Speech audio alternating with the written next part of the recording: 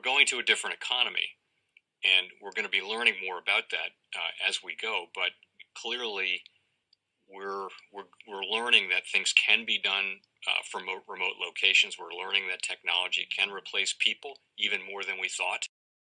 We're not going back to the same economy. We're recovering, but to a different economy, and it'll be one that is more leveraged to technology. And I worry that that is going to make it even more difficult than it was for many workers.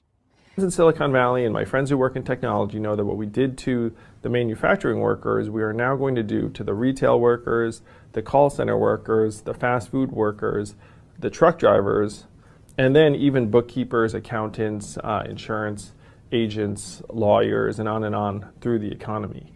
So what happened to the manufacturing workers is a very clear sign. This effort. And China has big plans for this. They intend to seed their digital yuan into the global environment by giving it away to visitors at next winter's Olympics. When they arrive at the airport, they're going to get yuan digital wallets. They're going to receive digital yuan. They're going to use it throughout their visits to Beijing, and then they're going to take it back to their home countries. They see this as a huge advantage. Why? Because who controls the underlying protocols, who controls the underlying standards of the future of money will control the future of money. First is the debt money thing. How much debt and money, and what are the repercussions? How does that pass through the economy? What does that mean for markets, inflation, and so on? We're in a different era now. Zero interest rates, produce a lot of debt and monetize it. Second influence, the conflict, internal conflict over wealth, left-right conflict, that conflict. And then the third is the rising of a great power in the form of China, challenging an existing great power and challenging the existing world order. Welcome to the Crypto Teacher. And guys, I come back with that video just to make you think. And we have Ray Dalio speaking of the rising power of China versus the old world order. Guys, we know the old world order, the new world order is the same people. They just want to transfer the empire from Babylon, America, to China. Why? In order to have global power. China already has power over their people. If you have my book or you watch my videos on Foxconn, we know that. We know all of our corporations went over to China to do what? Get all that slave labor. But things are about to change. The emerging markets are about to rise. Now we have Mike Novogratz speaking of the bond yield. And guys, I love speaking of indicators because they're so important. Now that they're admitting that the bond market is in a bubble. And guys, we know this whole economy is in a bubble. And we know this thing is about to pop. This is a controlled collapse.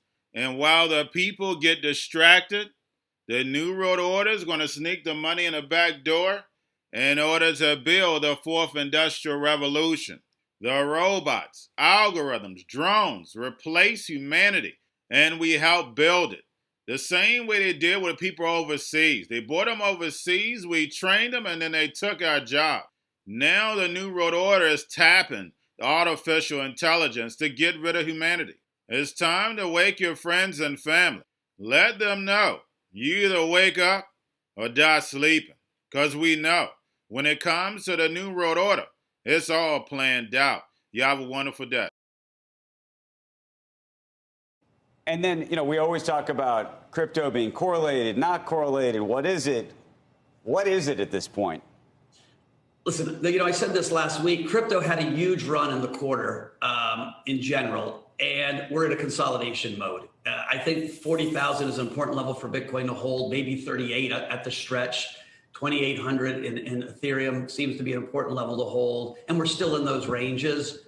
My guess is it's not until halfway, a third of the way through the fourth quarter that you see the next surge. And that's kind of like when you go to the racetrack, the horse that turns the corner on the way to the finish line usually wins. In investing, the great asset class, as it gets close to the year end, the asset class that's done the best usually has a great finish. It's just the psychology of traders and investors. And so I'm still pretty optimistic for a fourth quarter in crypto, but I think we've got some more chop to go through.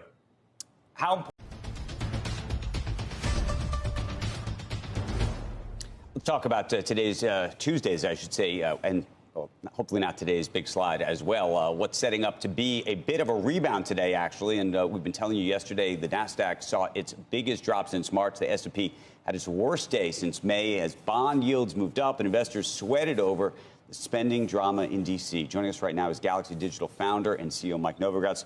We'll talk a little crypto in a second, but let's talk about actually the markets themselves and what you think is happening here, both on the 10-year side and then on the equity side, as we're seeing this sort of rotation and anxiety start to emerge in a real way.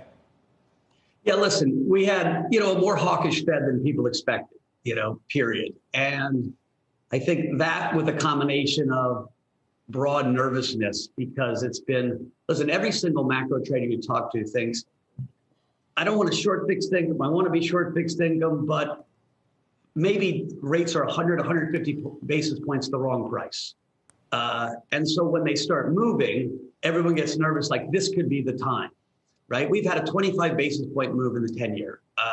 That's basically shifting from, the Fed being a little more hawkish on rates. But deep down, we've got, 4% PCE, 6% inflation, and, CPI numbers. And is it transitory or not? People are really worried that we've got this stagflation coming. And so what the market's playing out right now is stagflation. It's bond yields are up. They should, if you look at a chart, 160 should hold the 10-year. But if it doesn't, where does it go? And so you're going to get a little pause maybe. And I think we'll know in the next couple of days if 10 years pause here. Then stocks will probably find some balance.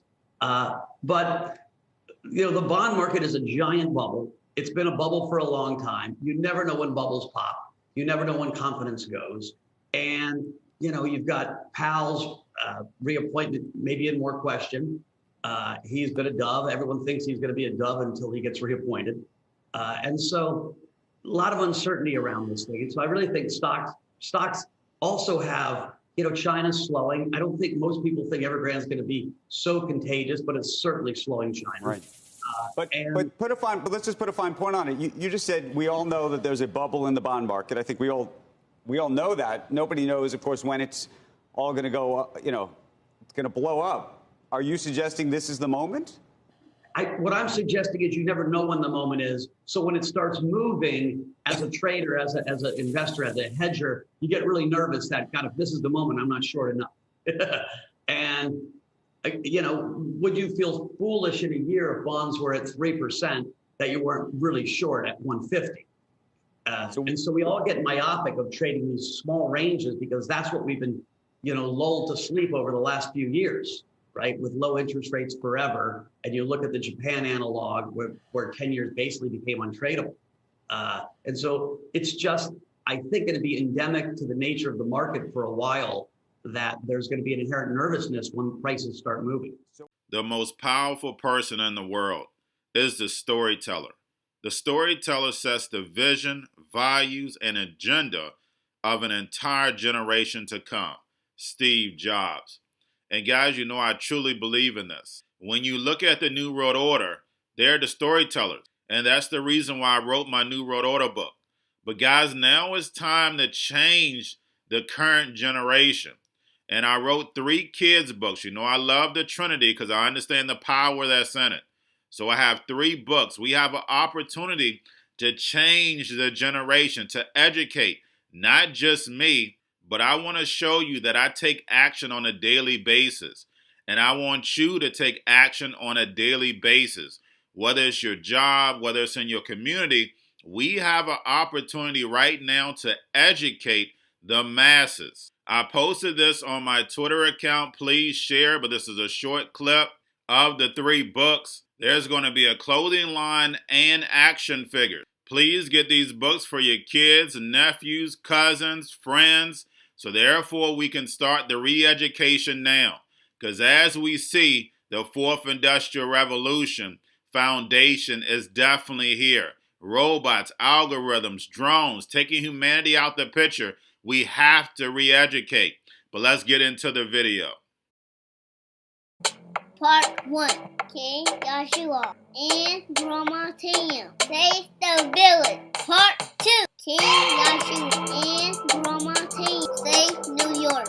COVID 33, Part 3. King Joshua and Grandma Tam goes to China. It's mandatory to get part 1, part 2, and part 3 of this series. It's time to re-educate Generation Z.